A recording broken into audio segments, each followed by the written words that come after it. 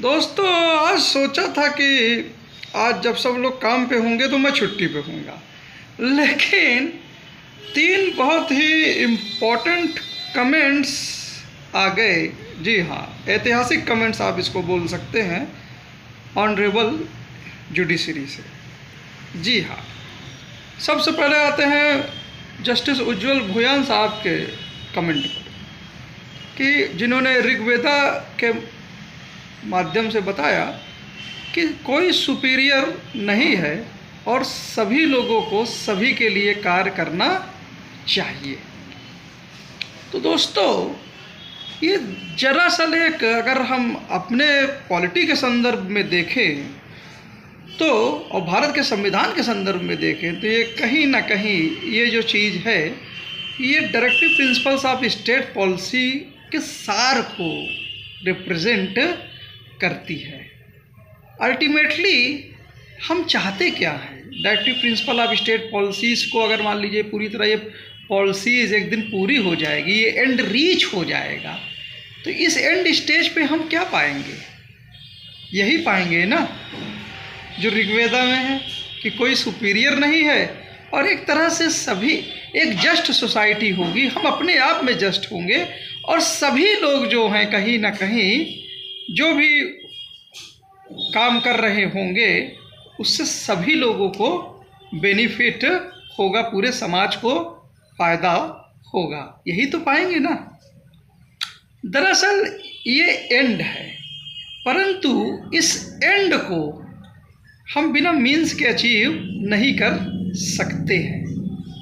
तो वहीं जो दूसरा कमेंट, जी हाँ, जो आया वो कहीं और से नहीं, ऑनरेबल जस्टिस के.वी.एस. विश्वनाथन साहब से आया कि कुछ ह्यूमन नेचुरल इनहेरेंट राइट्स हैं जिसको मानव से छीना नहीं जा सकता है, चाहे रेफरेंडम भी करा लीजिए या कितनी बड़ी भी मेजॉरिटी क्यों ना सामने खड़ी हो। दरअसल जिस एंड की बात जस्टिस भुइयां ऋग्वेद के माध्यम से बोल रहे थे, वो एंड तभी अचीव हो सकता है जब वास्तव में हर एक व्यक्ति में कुछ सर्टेन फंडामेंटल राइट्स हों और वो इसको यूज करे। बिना उस राइट्स को रियलाइज करे, उसको यूज करे, आप जस्ट सोसाइटी जो ऋग्वेद के अनुसार है या directive principle of state policy जो एंड्स सोचती है, आप उस तरफ बढ़ ही नहीं सकते। तो बेसिक नेसेसिटी क्या है कि कुछ सर्टेन फंडामेंटल राइट्स हर एक आदमी के पास होने चाहिए, और वो कितनी बड़ी भी मेजॉरिटी सामने खड़ी हो, अगर एक व्यक्ति भी है और सामने करोड़ों है या कितनी बड़ी मेजॉरिटी डायरेक्ट रेफरेंडम भी है, ऐसे सर्टेन फंडामेंटल राइट्स जो हैं आप उस व्यक्ति से नहीं आप उसको नहीं छीन सकते हैं। और ये राइट्स जो हैं बेसिकली ये सभी के पास होंगे। वो बात अलग है कि ये राइट्स जो सर्टेन फंडामेंटल राइट्स हैं जिनको छीना नहीं जा सकता है, जी हाँ, जस्टिस एच.आर. खन्ना साहब का इमरजेंसी के दौरान दिया गया वो ऐतिहासिक डिसेंडिंग जजमेंट भी याद आ गया। तो ये राइट्स जो है इनएलिजिबल ह्यूमन राइट्स हैं, होने के बावजूद कोई ज़रूरी नहीं है कि सब लोग उसी डायरेक्शन में काम करें जैसे कि ऋग्वेदा या जिस पॉलिसी की बात जस्टिस उज्ज्वल भुयान बोल रहे हैं। लेकिन ये राइट नहीं होंगे तो इसका सही यूज भी पॉसिबल ही नहीं, क्योंकि राइट ही नहीं होंगे तब क्या होगा। तो दूसरी ओर जो लोग इस राइट का सही तरीके से यूज करेंगे समाज में और दूसरों के लिए यूज करेंगे, तो कहीं ना कहीं वो स्टेट और राज्य का हिस्सा होंगे और एक तरह से समाज के अलग अलग लोगों की सहमति होगी और उन्हें रिसोर्स भी राज्य के तरफ से उनको मिलेंगे, वो राज्य को रिप्रेजेंट करेंगे। अल्टीमेटली जो संसाधन, और एक बात ये भी देखनी है कि राइट सबके पास हो जाने के बावजूद भी, ये राइट्स सर्टेन फंडामेंटल राइट्स हो जाने के बावजूद भी जिन्हें छीना नहीं जा सकता है, उसके बावजूद भी आप अगर यूज भी करना चाहें उसको जस्ट तरीके से, सही तरीके से, लेकिन रिसोर्सेज की कमी हो सकती है। समाज में कुछ इस तरह की एक तरह से सोशो इकोनॉमिक डिस्पैरिटीज़ हो सकती हैं। तो यहीं पे जब भारत का संविधान बना तो रिसोर्सेज की ये कमी, इसीलिए स्टेट की, राज्य की संकल्पना हुई और directive principles of state policy के तहत, क्योंकि राज्य के पास ही वो रिसोर्स हो सकते थे कि वो उस तरह की पॉलिसीज़ को आगे बढ़ा सके, उस डायरेक्शन में हमें गाइड कर सके। तो राज्य जो भी पॉलिसी बनाएगा, अगर हम जिन भी लोगों के पास ये सर्टेन फंडामेंटल ह्यूमन राइट्स हैं, इनएलिएबल ह्यूमन राइट्स हैं, तो वो उनको सही डायरेक्शन में मोड़ सकता है।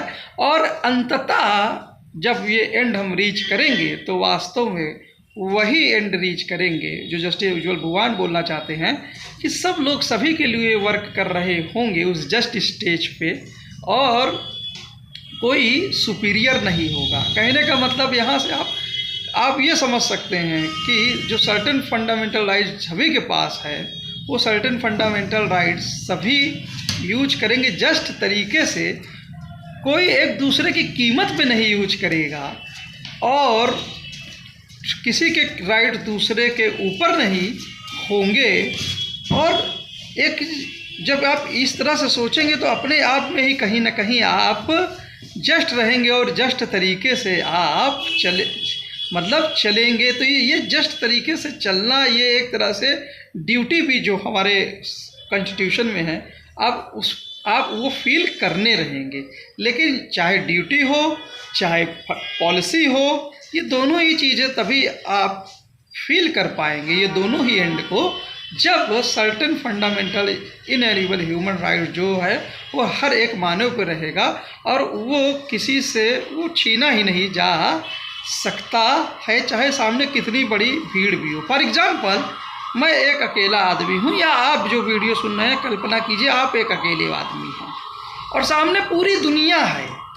लेकिन आप अगर मानव हैं तो आप निसंदेह, अगर अन्याय हो रहा होगा और पूरी दुनिया भी गलत बोल रही होगी, तो आपके अंदर एक इनहेरेंट जो एक्सप्रेशन निकलेगा अन्याय के खिलाफ आवाज़ उठाने का, उसे कोई छीन नहीं सकता है।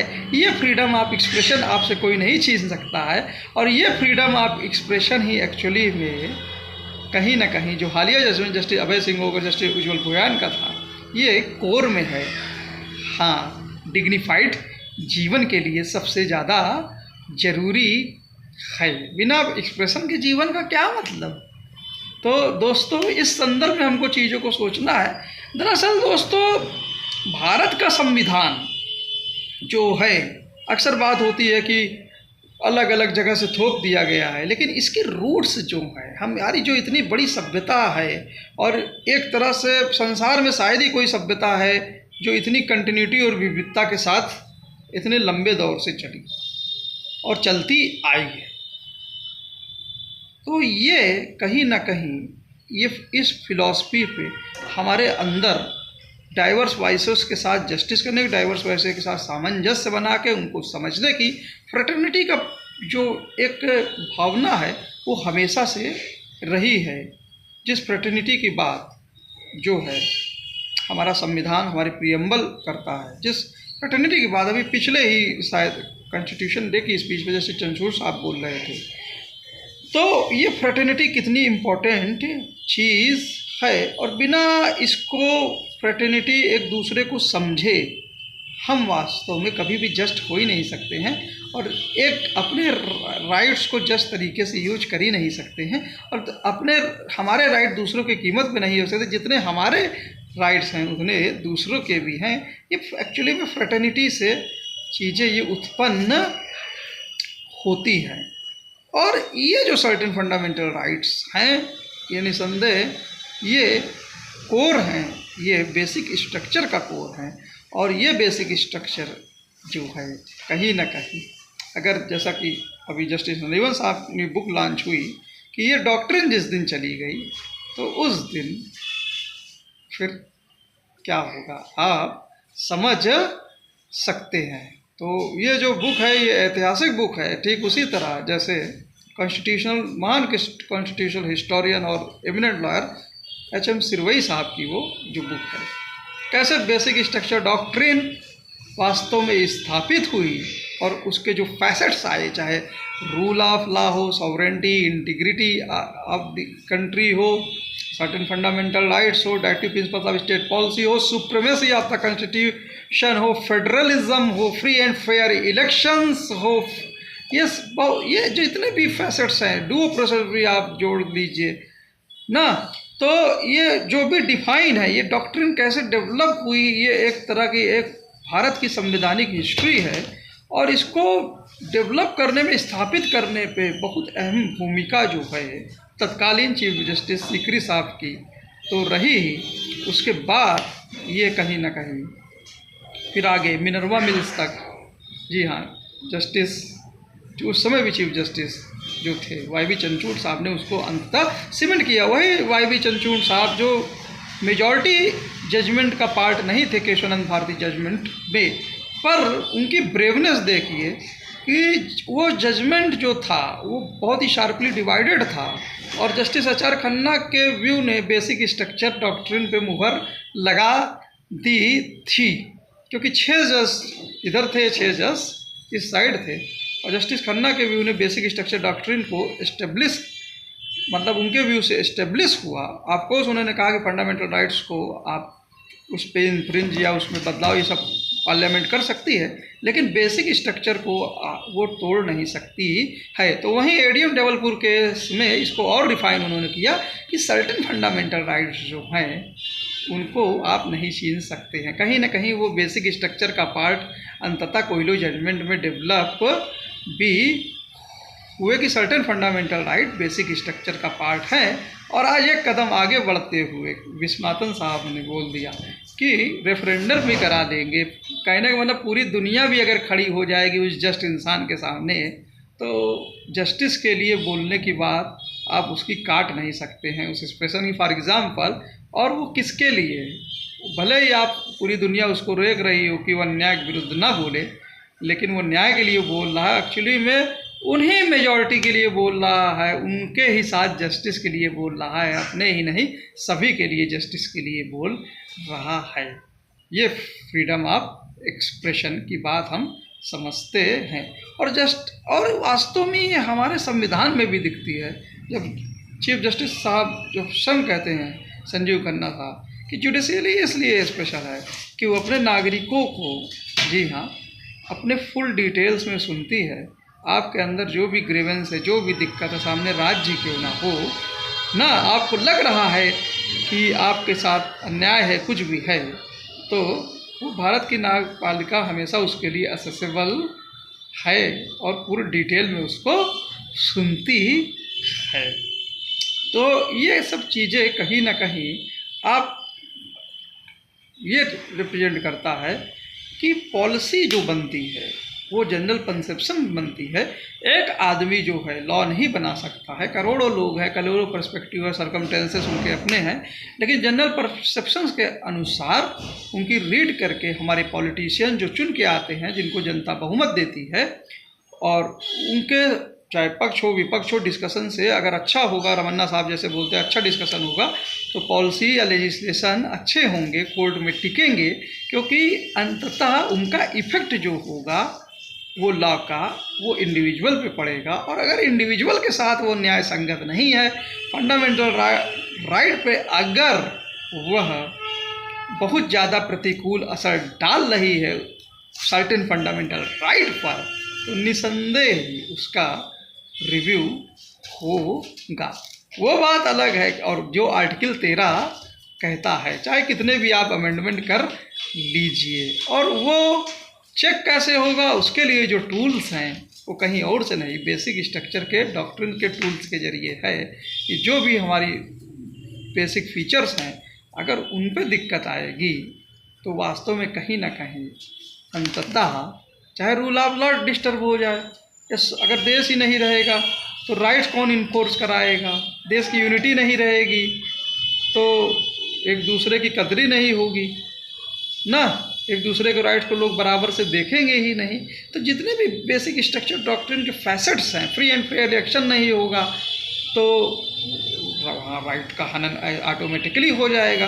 तो बेसिक स्ट्रक्चर डॉक्ट्रिन के जितने भी फैसेट्स हैं, अगर वो कहीं डिस्टर्ब होंगे तो सर्टेन फंडामेंटल राइट जो हैं वो डिस्टर्ब हो जाएंगे। अब वो सर्टेन फंडामेंटल राइट्स क्या हैं वो डिपेंड करेगा केस बाय केस बेसिस पे। जैसे इमिनेंट जो लॉयर जो अब नहीं रहे, जी हाँ, फली नरीमन साहब कहते हैं कि वो केस बाय केस बेसिस पे डिपेंड करेगा कि वो सर्टेन फंडामेंटल राइट जो हैं वो क्या है और कोर का हिस्सा बन रहे हैं कि नहीं उस केस में, उस स्पेसिफिक सर्कमटेंसेस में। कभी कभी देश समाज की टेक्नोलॉजी और मोरालिटी इत्यादि इस तरह से भी चेंज हो सकती है कि जो राइट्स कल पेरी पेरी पे था वो आज कोर का हो गया, जैसे कोर में पहुंच गया, जैसे फ्रीडम ऑफ एक्सप्रेशन हालिया जजमेंट से।